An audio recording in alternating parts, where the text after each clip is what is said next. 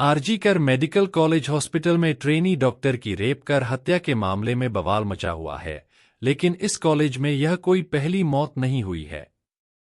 इससे पहले भी कॉलेज में कई ऐसी दुखदायी घटनाएं घट चुकी हैं और अस्पताल प्रबंधन की ओर से उन्हें आत्महत्या करार देकर ठंडे बस्ते में डाल दिया गया था।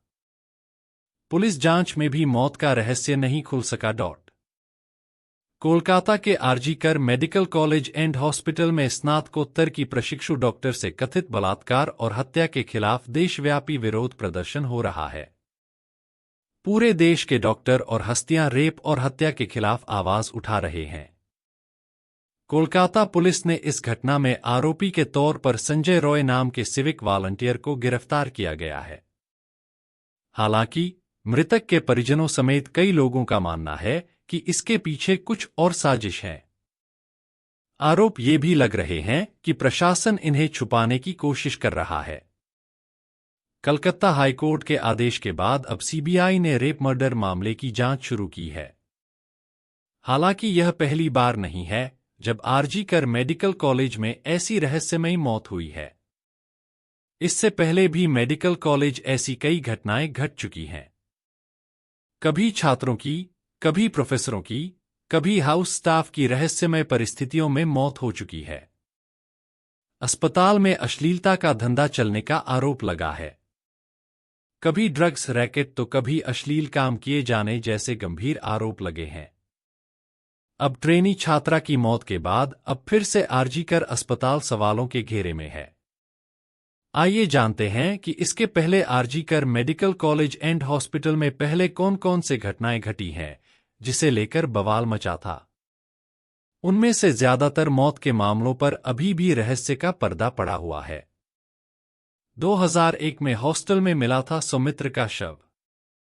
25 अगस्त 2001 को सौमित्र बिस्वास नाम के चौथे वर्ष के छात्र का शव आरजीकर मेडिकल कॉलेज के छात्रावास के कमरे में लटका हुआ पाया गया था। डॉक्टर की मृत छात्रा की तरह ही अस्पताल के अधिकारियों ने तुरंत उस घटना को आत्महत्या करार दिया था।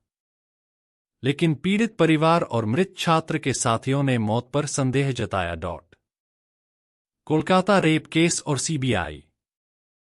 सौमित्र की मां और उनके कुछ सहपाठियों ने आरोप लगाया कि कॉलेज हॉस्टल में सेक्स का रैकेट चल रहा है। हॉस्टल के कमरे में अश्लील फिल्म फिल्माया गया था। वहां कई अश्लील काम किए जाने के आरोप लगे थे। कई छात्रों ने दावा किया था कि सौमित्र इन काली गतिविधियों का पर्दाफाश करना चाहता था। इसी कारण उसे मार डाला गया था। पुलिस ने जांच शुरू की, लेकिन मामला जब कोर्ट तक पहुंचा तो कलकत्ता हाईकोर्ट ने सीआईडी जांच का आदेश दिया।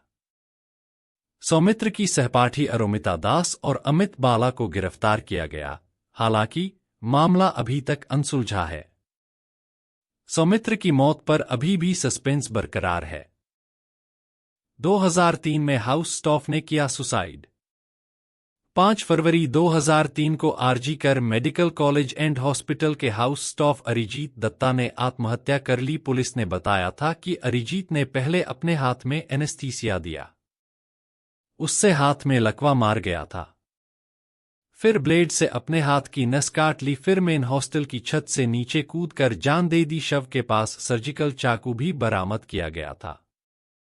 महिला डॉक्टर के साथ हुई हैवानियत पर बवाल। यह सरस्वती पूजा से एक दिन पहले की घटना थी। बीरभूम के शिवरी के इस 24 वर्षीय युवक की मौत को लेकर भी सवाल उठे थे, क्योंकि पुलिस को कोई सुसाइड नोट या ऐसी कोई वजह नहीं मिली कि अरिजीत ने आत्महत्या क्यों की। अरिजीत बहुत ही काम बात करता था। पुलिस ने तहकीकात के बाद बताया कि इसके पीछे असफल प्रेम की घटना हो सकती है, लेकिन निश्चित रूप से कुछ निष्कर्ष नहीं निकला और मामला ठंडे बस्ते में डाल दिया गया। चौथे वर्ष के छात्र ने की आत्महत्या की कोशिश। अरिजीत के कुछ ही दिन बाद ही मेडिकल कॉलेज के चौथे वर्ष के छात्र प्रवीण गुप्ता ने 16 फरवरी 2003 को आत्महत्या का प्रयास किया। हरियाणा के रहने वाला प्रवीण मानिकतला के लाल मोहन हॉस्टल में रहता था। देर रात उसने अपने दोनों हाथों की कलाई की नसें काटकर आत्महत्या करने की कोशिश की, हालांकि सौभाग्य से वह बच गया। एमहर्स्ट स्ट्रीट पुलिस जांचकर्ताओं ने बताया था कि उसने एक प्रेमिका को संबोधित करते हुए एक सुसाइड नोट लिखा था।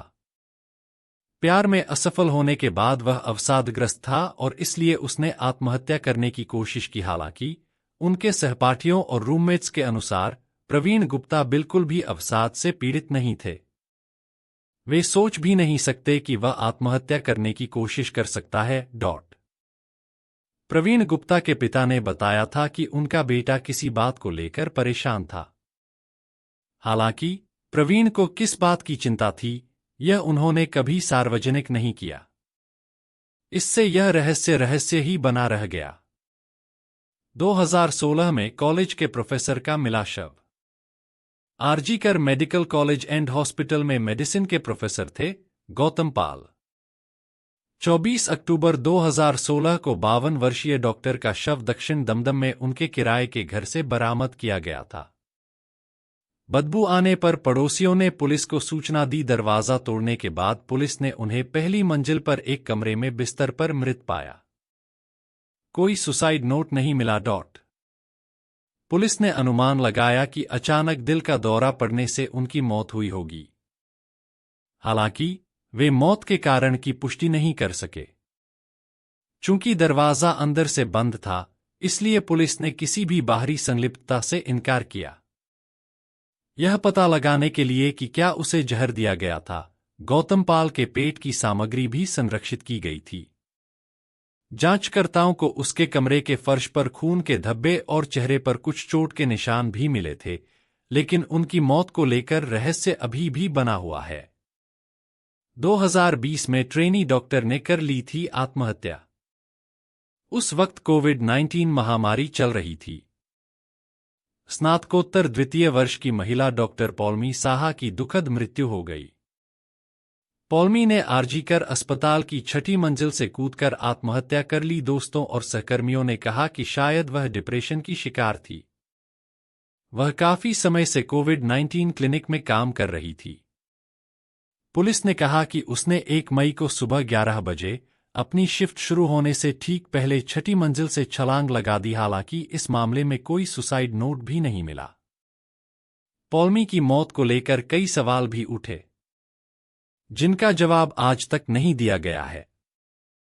मामले की जांच के बाद कोलकाता पुलिस ने मामले को ठंडे बस्ते में डाल दिया है।